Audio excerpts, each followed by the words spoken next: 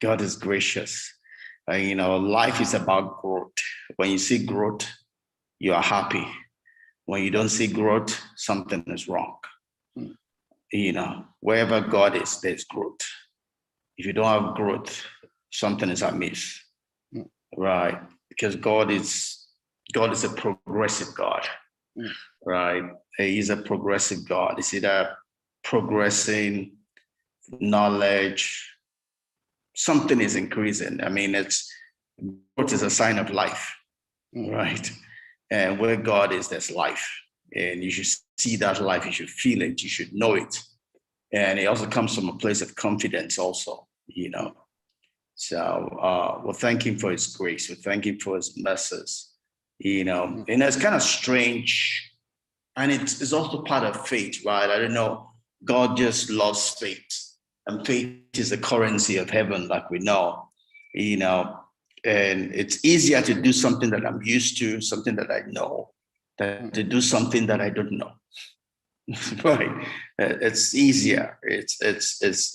And that's carnal, and that's where people miss God.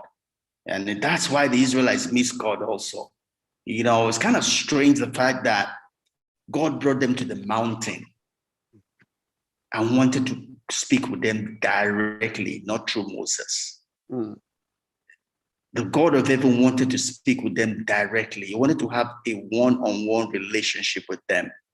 He wanted them to be priests, because God's idea was to make the whole of Israel like the church. His idea was to make them a nation of priests. It was to separate them, was to show an example of a nation with a God. That was God's original idea, right? So when he brought them out, he said, "Come out to worship me." Right? You want to say something? No, not at all. Listen. All right. Yeah, I said, "Come out to worship me." He didn't want to go through Moses. He didn't want to go through Aaron. He wanted to speak to them directly. And that's what happened at the mount when he said, "Consecrate yourself. I will come down and speak to you." But they rejected God. They said, this one with all this earthquake and fire, we must sanctify ourselves for this. We should not touch this. We will die with this, that. This kind of God is different from the one we saw in Egypt. The one in Egypt allows us to do the thing that we want to do. We satisfy him, he satisfies us.